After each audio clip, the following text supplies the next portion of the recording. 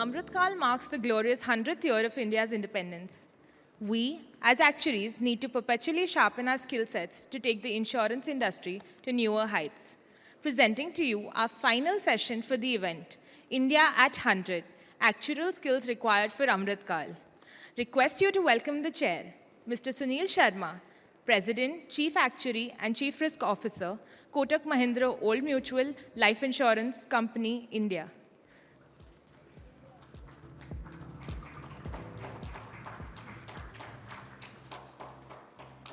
Calling upon our panelists, Mr. B.N. Rangarajan, Chief Risk Officer, HDFC Life Insurance Company Limited, India. Mr. Sharad Ramnarayanan, Appointed Actuary, the New India Assurance Company Limited, India. Ms. Anuradha Sriram, Chief Actuary, Aditya Birla Health Insurance Company Limited, India.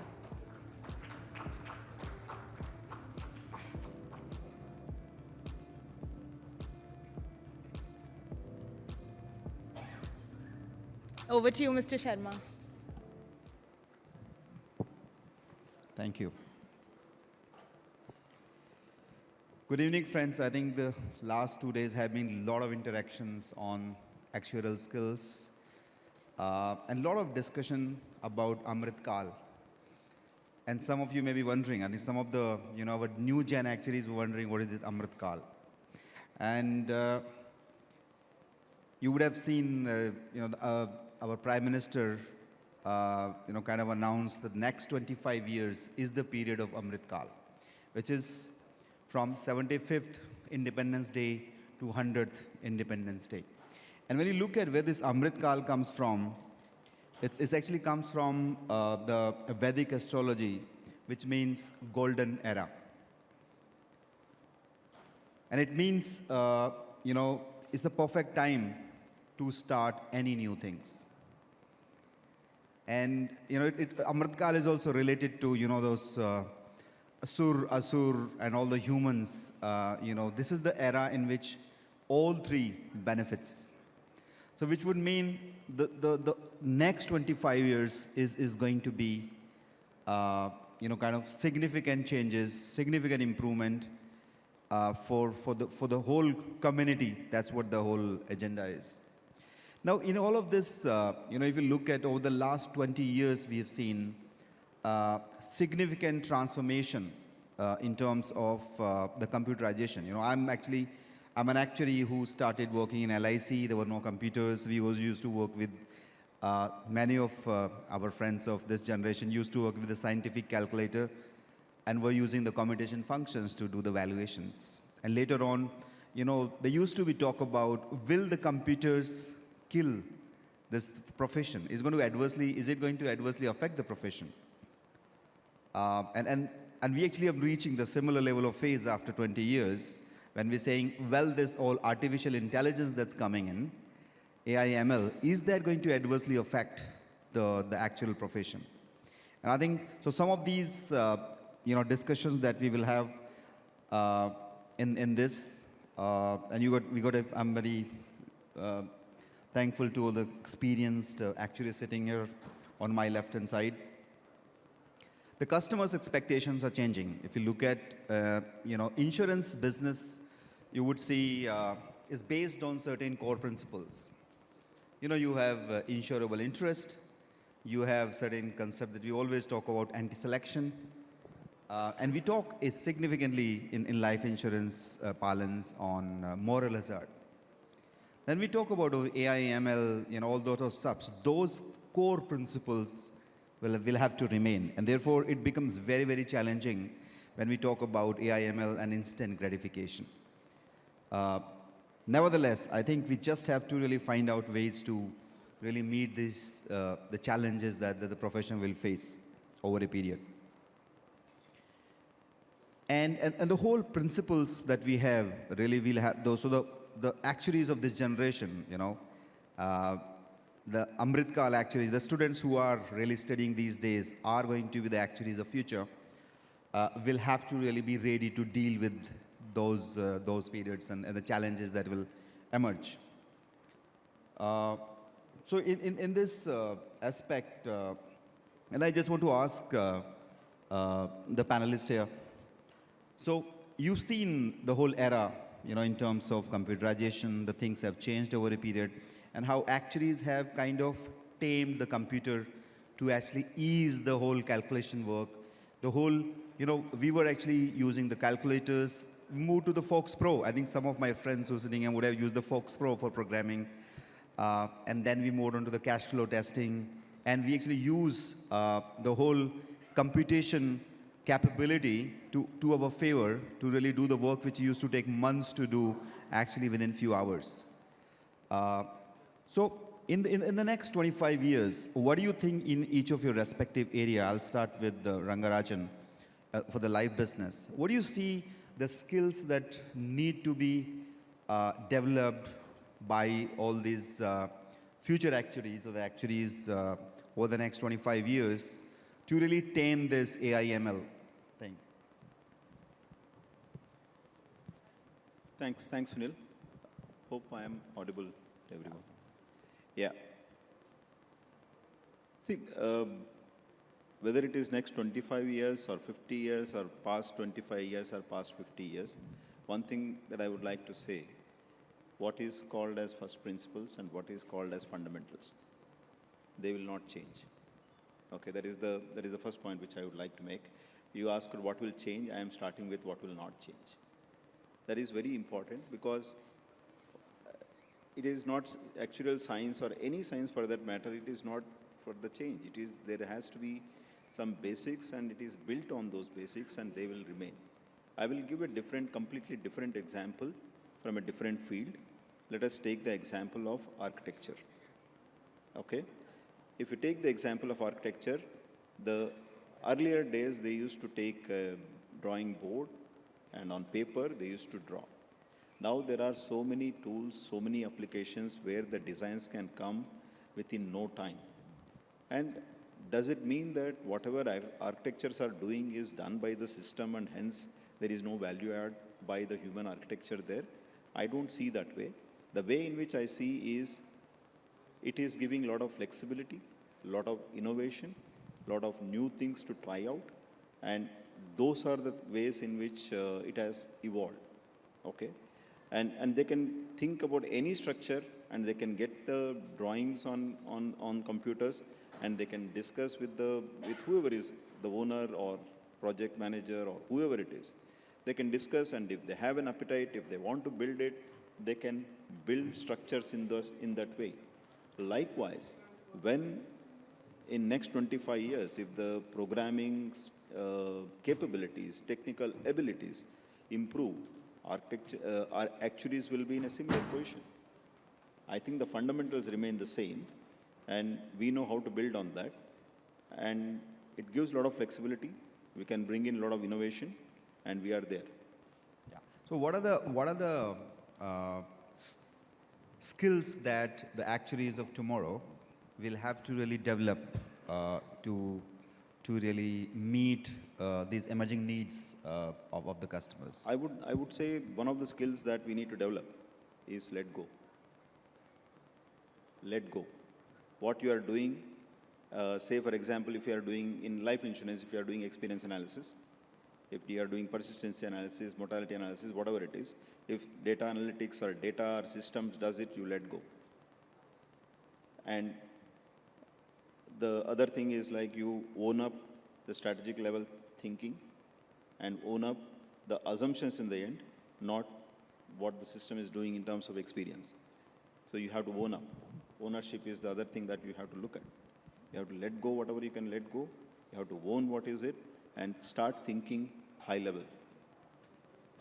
And whatever you can repeat, put a process, put a system around it, you just take it out from your routine services that you offer, and you take it to the level where you can, if I were to put in different buckets, like 4 buckets is always a favorable thing to me. If you are doing operating kind of an activities, if you are doing reporting and accuracy kind of activities, if you are doing like strategic level activities, and if you are doing catalyst kind of an activities where you are helping the business. So which one you will retain and which one you will take it out from you. Wherever you can put the system, wherever you can put repeatable process or RPA kind of a thing, you just take it out from your equation. Move into becoming a catalyst for the business, where you will be supporting the business and helping the business in using the data, using the analysis that any system can give in the right direction to grow the business and help the business. And become a leader in terms of defining the strategies of the company, countries, you can do whatever you want. That's how I will look at it. Thank you, Rangarajan. Sharad, from the general insurance perspective, and I was just seeing one of the slides from the previous presentations wherein, how the various product lines are getting affected by AI/ML, and perhaps the GI products were the ones which are highest impact of the AI and ML. So, what do you see, in terms of the skill required for actuaries of tomorrow in the GI side? Yeah. I don't think it's very surprising that GI is going to be more affected, because if you take life insurance as a risk, finally there is only one event which is going to happen.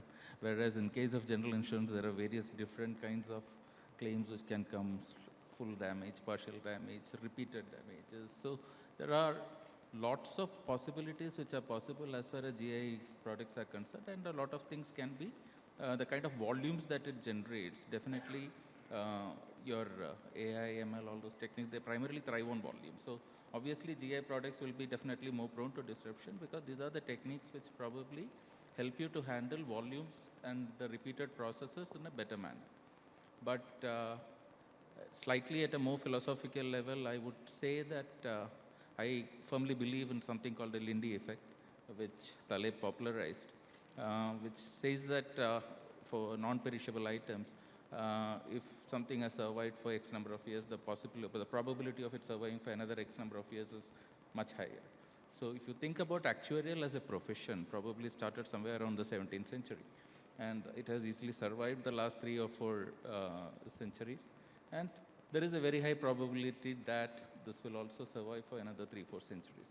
But what is going to change is very critical, because 2 underlying principles which are not going to change, something which Darwin had already put out: struggle for existence and survival of the fittest. These 2 underlying principles are going to remain the same, irrespective of what is going to happen at the technology forefront, what is going to happen at the business forefront. The struggle for existence and survival of the fittest are going to be the 2 most important principles which are going to stay the test of time. And on that, if you want to see all these techniques, what we are saying, I would say that there is a kind of confusion between what is complementary and what is competition. So all these tools, what we say, I would say they are more complementary to what you are doing. Like if you case GI Actuaries, for example, earlier they started, there was a time when use of Excel itself was considered to be very big. Later we moved to Visual Basic, then we moved to R, Python, GLM, and now we are facing this. So these are all challenges which actuarial profession has easily encountered, but actuarial profession will survive. But whether all the actuaries will survive if they don't take these complementary skills, these are two different questions. Whether the profession survives and whether the professional survives are 2 different questions. And unless the available complementary skills, the skills, it's not that the skills are saying that I will not come to you or something. It's already available, freely available. It's just a question of the actuaries adapting themselves to it, use it to the extent possible. It's not that they want to go and write the codes from the start, but you at least develop the skill sets to evaluate the outputs, what these are producing, add your judgment to it, bring in the professional factors into it, and help in better decision making. So these are all things which are definitely going to survive.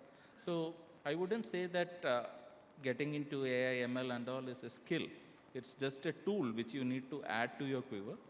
But if you think about a core skill as such, that also I would say hasn't really changed too much. If I put my investing hat, the number of companies which was there in Nifty in 1995, maybe 1 or 2 are there today. So that is the extent of change which is happening. So if you are able to bring in a set of skills, higher order skills, that will help the company survive this intense competitive environment, the kind of risk management skills, something which will help the companies to survive. I think that is the most sought after skill which every company requires, and if actuaries are able to bring it, they will continue to be highly sought after. Sure.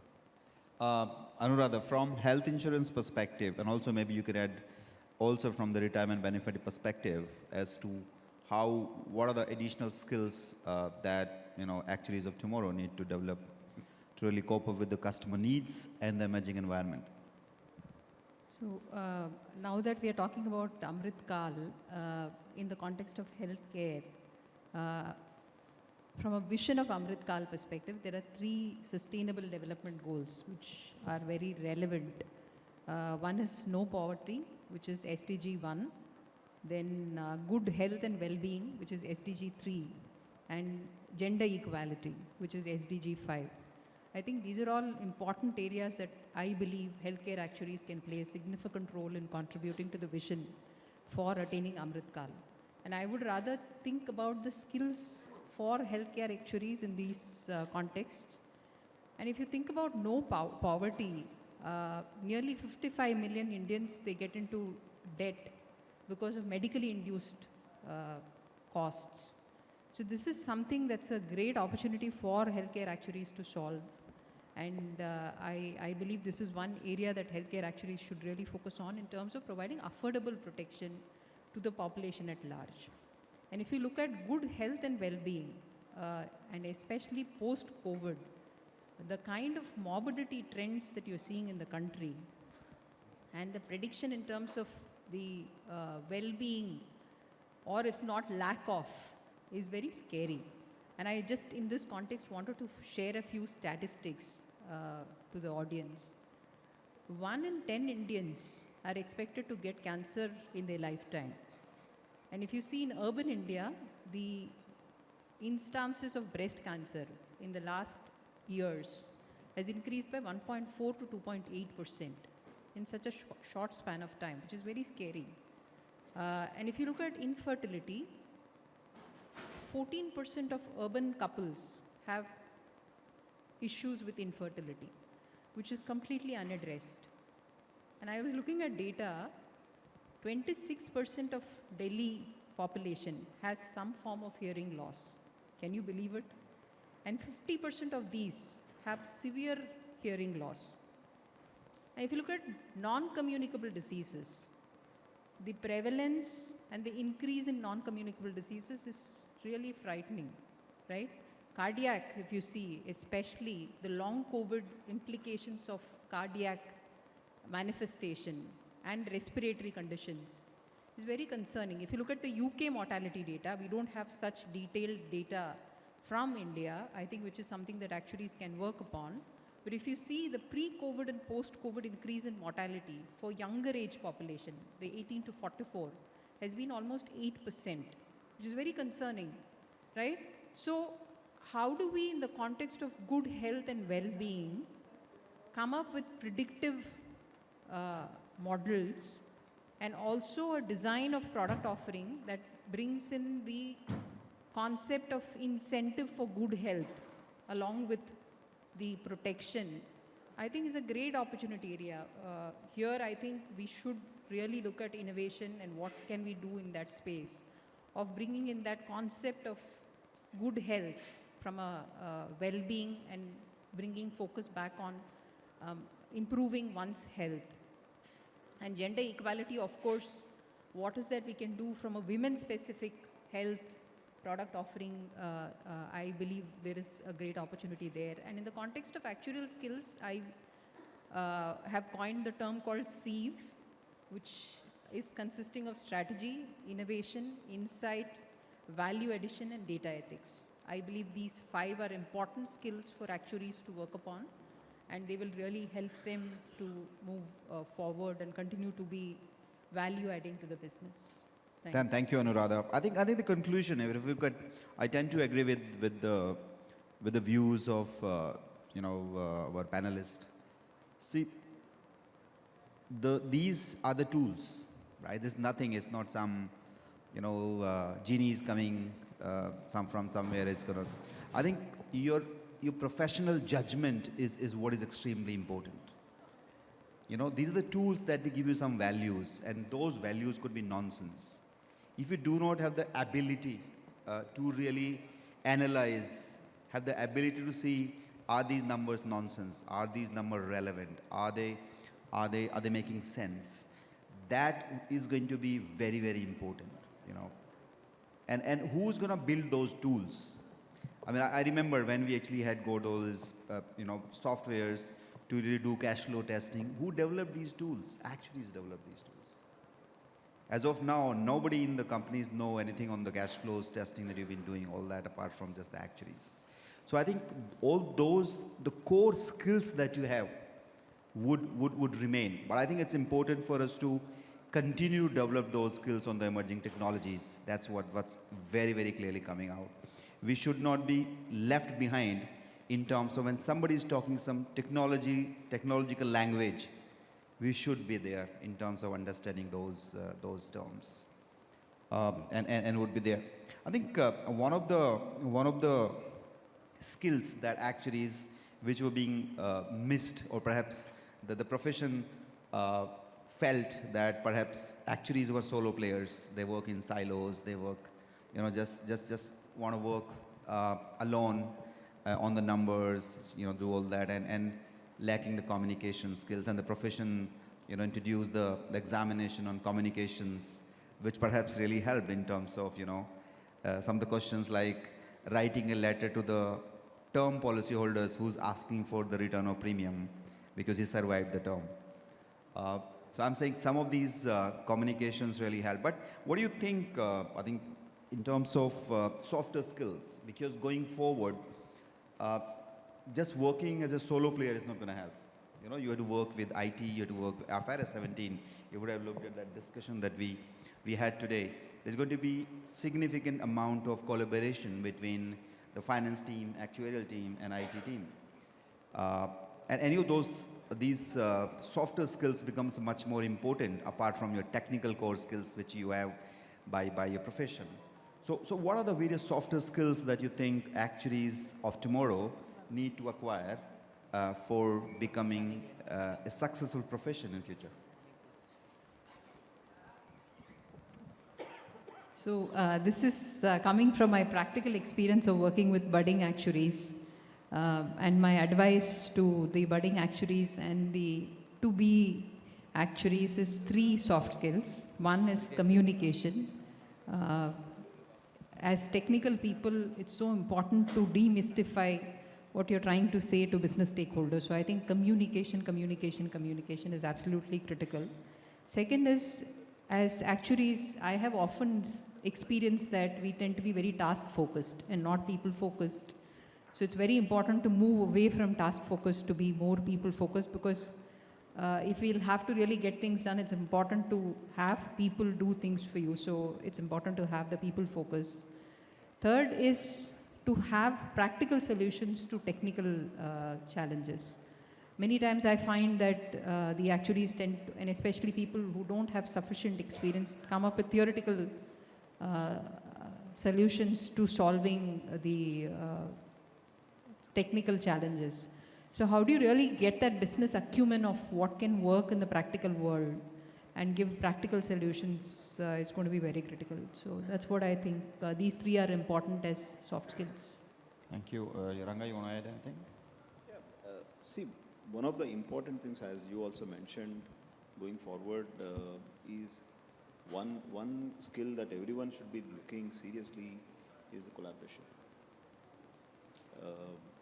That is inevitable. As I said earlier, if you are letting go some of the things, if the tools or analytics or those which are doing the analysis for you, if you can't interact and get the things done, or get the support from your IT team or data team in terms of what exactly you want, and that you have to be specifying clearly, and also work with them in terms of explaining them, and also get the things through some others who can help you in doing your job. that becomes utmost because there will be some segregation of analysis into data teams, which we have to live with. And if we can't learn how to collaborate with others, then it will become very difficult for us to do our own core job. That is one thing which I will definitely say. Second thing is, I think we have to also do something, an exploratory kind of a work. We can't be within the actuarial function all the time. We have to explore into other areas of business. We have to, in many companies, even today, if you have to get a senior position, I think there is a mandatory working in other functions at least for a period of 1 year. And that is something which we have to be ready. We can't be associated with one function and expect that I can be part of the strategy team after a few years of work experience within the same actuarial function. You have to understand the business. And as it is in the behavioral finance theory, you can understand the risks, you can understand the business only to the extent that your mind or your brain has a knowledge about it. You can think only to that extent. If you have to expand your thinking abilities, you have to definitely understand the business more and more. Only then you will be able to think and provide solutions for the problems that the business faces. These are the two things which I would definitely say that people should invest in. Thank you, Rangarajan. Yeah, you want to add something, Sharad? Yeah, I think just to add to what Rajan said, I think still there are lots of companies where the actuarial function works like, I would like to call it a Zomato model, because the Zomato delivery boy comes in, he knocks on the door, you take the parcel from the Zomato guy, then you give the cash out. So just like that, so he is not allowed an entry into your place and you are also not going out. So the other stakeholders come, they knock, they give you something. Okay, actuarial inputs needed, you give the inputs to him and then you close the door. So this is the way a lot of companies are seeing the way the actuarial function is doing. They are in their own silos, very comfortable inside, they don't want to go outside. So this is definitely something which really requires a change. Like Karthi mentioned in the earlier presentation, it's going to be an era of cross-functional teams. And it's always going to be very important that you are able to transfer your knowledge to others, gain knowledge from the others, understand what are the problems faced by the salespeople. I don't think a single actuary has ever sold a single policy in his life. So what are the problems when you actually make a sale? Because selling is considered to be one of the most difficult tasks. So what is the problem that the salespeople actually face at the ground level? How, as an actuary, you are able to support him in making the sale? So these are all supportive. The supportive role which an actuary can provide is much, much more than what most of the actuaries are currently doing. So I think the ability to widen your horizons is very critical. It's like a fox and a hedgehog problem, where hedgehog knows a lot about one area, whereas a fox knows a little bit about everything. I think we need to draw a balance somewhere between this fox and a hedgehog kind of a thing, because you always need to have in-depth knowledge about something. Hyper-specialization is needed. You call it, Buffett calls it the circle of competence, and you try to increase the diameter of the circle day in and day out. But at the same time, also understand what is there outside the circle, because some bit of knowledge about what is there outside the circle goes a long way in making meaningful contributions to the organization. So this is something which every actuary has to really make conscious efforts. Otherwise, he is comfortable in his silo. But making conscious efforts to understand what is the problem with the sales, what is the problem with the underwriting, what is the problem on the finance side. I think IFRS is definitely, whether what happens to the company's financials, I don't know. But whatever said and done, the IFRS initiative has definitely been very helpful in bringing together a lot of functions in the organization. There is much more interaction between the actuary and the actuarial function and the finance function and the IT function with the strategic function. So that is one good thing about IFRS. Forget the output. One good thing about IFRS is definitely that the lot more interaction has happened between the actuarial function with the rest of the functions. So I think cross-functional interactions are going to be very critical skills going forward for the actuary. Just to add, I had come across one picture which describes what an actuary is, or it is a funny kind of a thing, where there is a caricature which is an emoli kind of a thing, where a caricature is hiding behind the Excel sheets. Okay, so that is how actuary is described in that picture. So think it this way: if you are hiding behind the Excel sheets, and in the future, if all these Excel sheets are taken over by analytics or some other departments, what is there for you to hide behind? There is nothing. You have to come out and really deliver what an actuary is. Yeah, thank you. No, I think in terms of the softer skills, let's say, for example, if some of the actuaries, senior actuaries, want to become the business leader or the CEOs of the companies, which you should be. I think if you look at in UK, historically, most of the actuaries used to be the CEOs of the companies.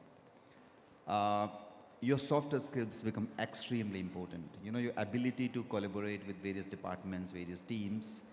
And I've actually heard in various companies that I've worked for, particularly in India, actuaries are good. But I think when they say actuaries are good, it comes with a lot of responsibility. Don't try to be good. And that's what is more important in terms of, I think we just need to be, empathy is one of the critical skill that we have, or the whole habit or in our culture we need to imbibe, because this you study so much that you know so much that you have to go through lot of technical skills, non-technical skills till the time until you get the qualification. But the person you're talking to in the insurance company, or perhaps the businesses that you're talking to, may just have few percentages of that knowledge that you have. So I think the one critical skill that you have to always keep in mind, that my experience has been, is never assume the person who is talking to you has got the same level of knowledge as you do. So I think you need to come to the level of that person and simplify the communication. Which would mean, and I've seen, my shareholders sometimes talking to me, even I've actually worked 32 years in the insurance business in various markets.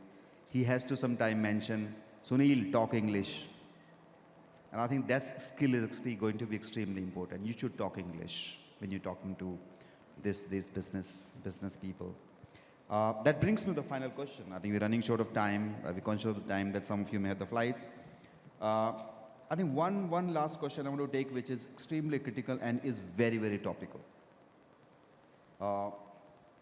Well, some of us, actuaries have been blessed, actuaries of my age, our group, has been blessed with actually working in various departments in the businesses that we work for.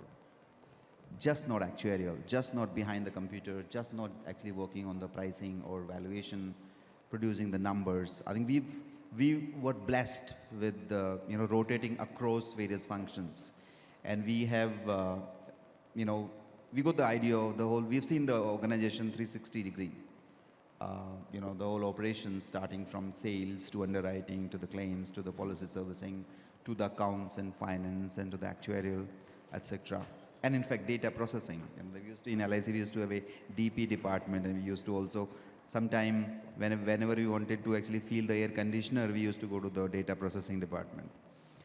But I think that's what is actually, unfortunately, is being missed in this generation of actuaries, I would say, because, whether they don't want to do it or there is not opportunity at various places, that's one of the things which perhaps is missing, which is going to be extremely critical exposure, which would be required for these actuaries to be the future leaders. Because, it's just not about actually just doing the calculation numbers. You just have the feel of it. When you talk about anti-selection, how many people have really felt the anti-selection? It's one way to actually write that on a text or in a Word document, but what does it mean out there when you actually see people walking into the branch, or our agent or the distributor selling the policy to the policyholders? I think that's what makes it a difference. So I think, and one of the trend that I'm seeing in the new generation of actuaries is that, to me actually, what I've seen is there is no shortcut to acquire your core technical skills. And what I see is that the new generation of actuaries just work for few, maybe an hour, a year in a department, and then, they just want to either change the company or they just leave, they want to leave the department, etc. They've done sufficient of this. But in 1 year, when you are in a team, you just scratch the surface. I'm telling you, you just scratch the surface. You're not seeing the ups and downs, the variations, etc., etc. So I think, how do you see that? I think over a period, when you go into Amrit Kaal, chairman today talks about hundreds of life insurance companies, regional companies like or your banks, rural banks, etc., equivalent insurance companies which will be in various regions. And actually all these actuaries of the Amrit Kaal that we're talking about are going to be the chief actuaries of these organizations. And if they have not spent enough time on, let's say, pricing, product development, valuations, embedded value, shareholders reporting, experience studies, blah, blah, blah, how would they be able to take the decisions in those companies when they become the chief actuaries? Because these are the people actually who are going to be the resources. How do you see that going forward, and what do you advise to these budding actuaries? So you are right. You are right. What you said, but I would not advise to the budding actuaries. I would advise to the rest of us. We have to look this slightly differently, and there is a responsibility on senior actuaries. There is a responsibility on the profession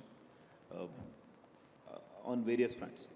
Say, for example, if we were to put actuaries or students or whichever way, you have any function, it could be any actuarial function for that matter. There are entry level, there are intermediary level, advanced level and expert level. If you put these actuaries into different buckets, and in terms of technical qualification, in terms of soft skills what we spoke, what are the various things that are required for each of these levels, and what kind of jobs that they can do with their effectiveness and efficiency. If we identify them and keep training them in that, realize the people what they are capable of, what they are not capable of.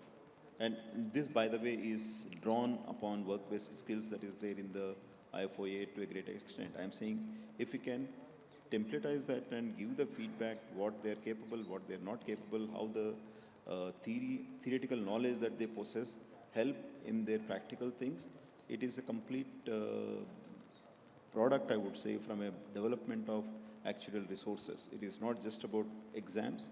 The experience has to help them become a better actuary, and this is the template that we should be using, is what my sense is.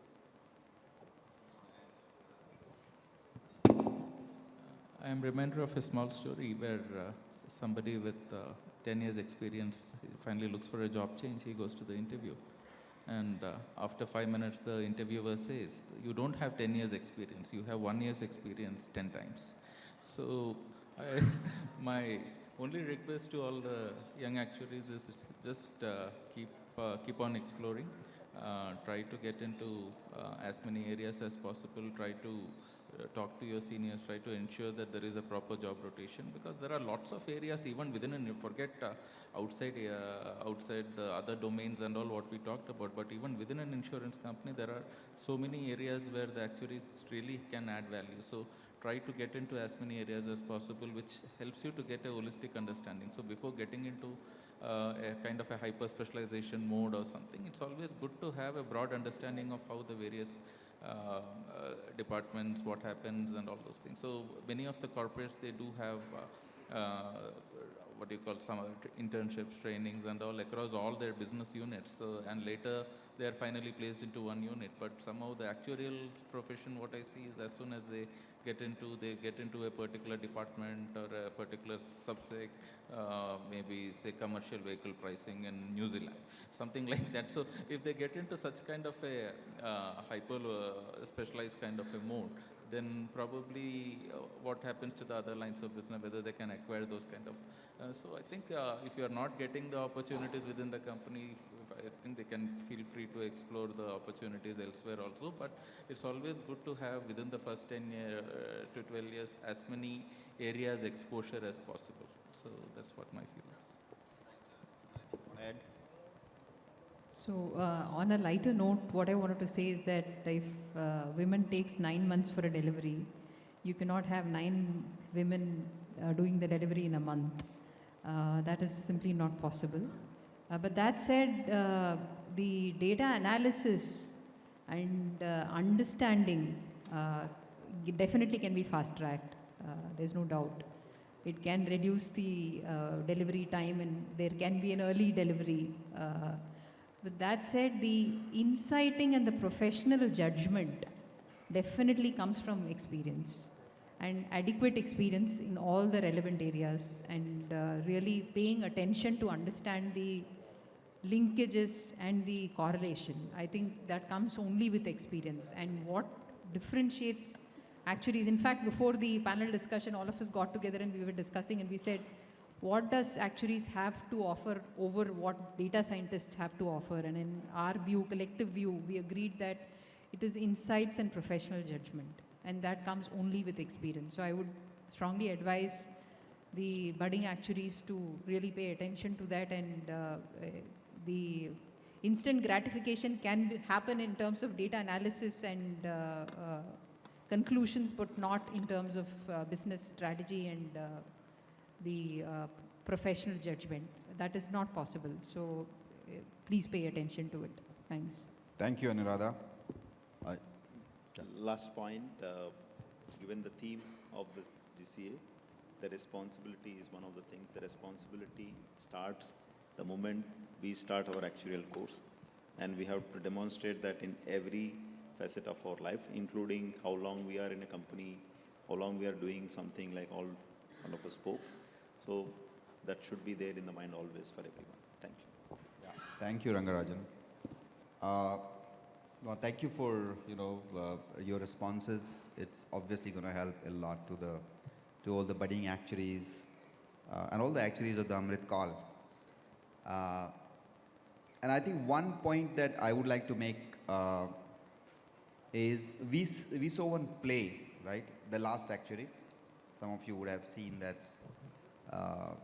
It's worth a read because I think we have to hone our skills. We have to get the technology understanding. What are the emerging technologies? And use those technologies to our benefit. How could we utilize that to benefit the profession? How could we utilize that to benefit the customers and all the stakeholders? Because, something which used to take months to do 2 decades back, we could do that in few hours. Going forward, as we have more computation capability, we could do those in minutes. I mean, just think about, we could not even thought of doing stochastic modeling 20 years back. But now it's quick. You just run the model, it's doing it for you, various thousands of scenarios, and you come back to office next day, you got all the results. But what do you see as the experienced actuary? Do you trust those stochastic modeling output? There is a saying there, when you study all of that, your best estimate is still most important. It's just a distribution outcome. That's what all of these simulations do. But it should not divert you away from your professional judgment of your best estimate, which will continue to be the principle, irrespective of whether it's Amrit Kaal or beyond Amrit Kaal. So I think that's what the point we want to make. Thank you. Thank you to Rangarajan, Sharad, and Anuradha.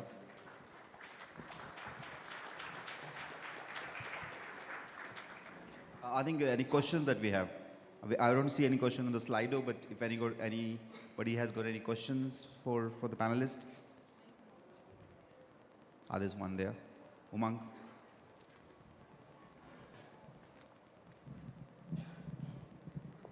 Hello. So, Anuradha ma'am mentioned that we need to acquire skills about having practical solutions for the business problems. How do you suggest that as budding actuaries we acquire that? Because as I understand, that will only come with experience. what other things can we do side by side along with the experience part of it? So I'll give you a example in health insurance. And our own example here, we just saw that suddenly the loss ratios were increasing, and that was pertaining to a particular type of business in agency. Now, we cannot just go and tell the agency that stop this business from tomorrow. There has to be a smarter way of doing it, and then we deep dived and found that there are certain negative pin codes where this was causing more of a problem rather than across the board.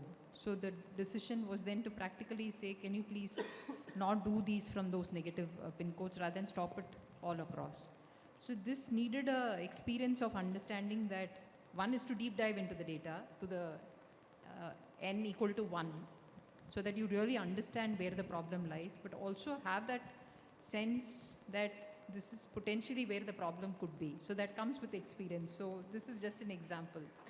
So it just comes from experience, and like Sunil was saying, it is important for actuaries, and Sharad also was mentioning, it's important for actuaries to spend time across all functions, not just the core technical function, but you should understand sales, you should understand underwriting, you should understand claims in depth. Go and sit with them, ask them questions, understand what a day in the life of an underwriter looks like, what a day in the life of a claims person looks like, sales looks like.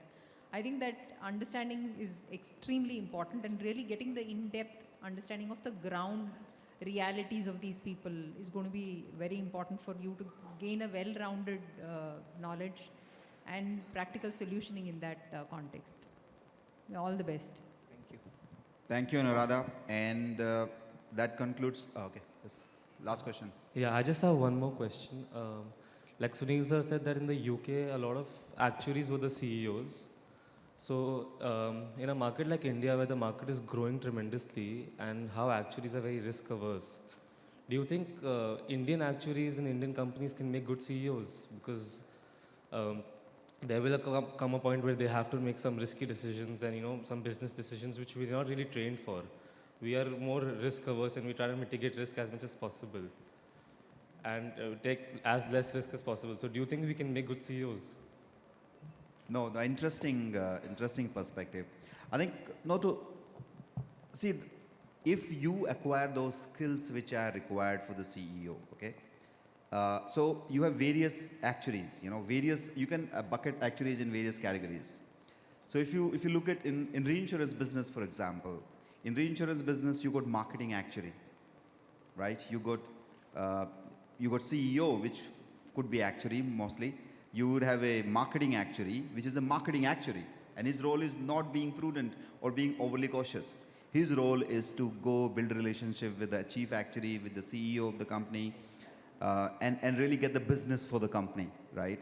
So I think even in insurance company, I mean, unfortunately in India, we did not have many actuaries. Most of us were from LIC, and then over a period, number kept growing.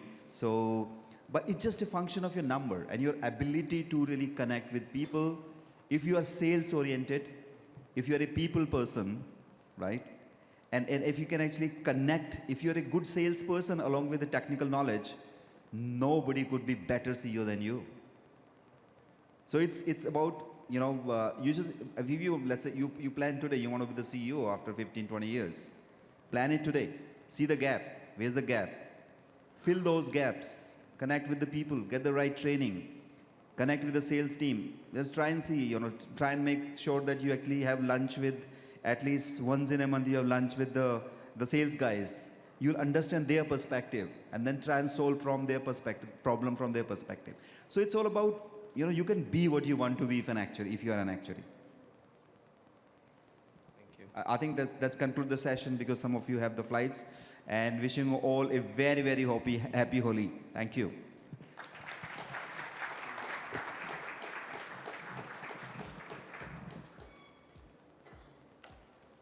That was a really enlightening session, sir. Requesting Mr. Sunil Sharma to present a small memento to the speaker.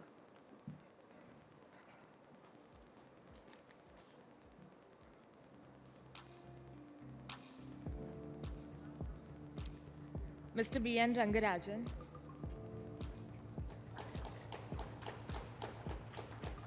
Mr. Sharad Ramnarayanan,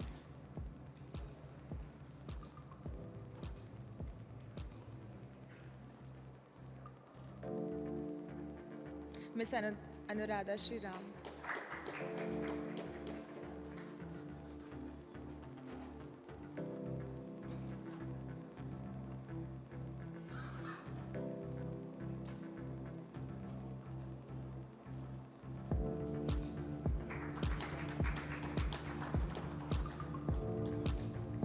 requesting Dr. K. Sriram to present a small token of appreciation to the chair.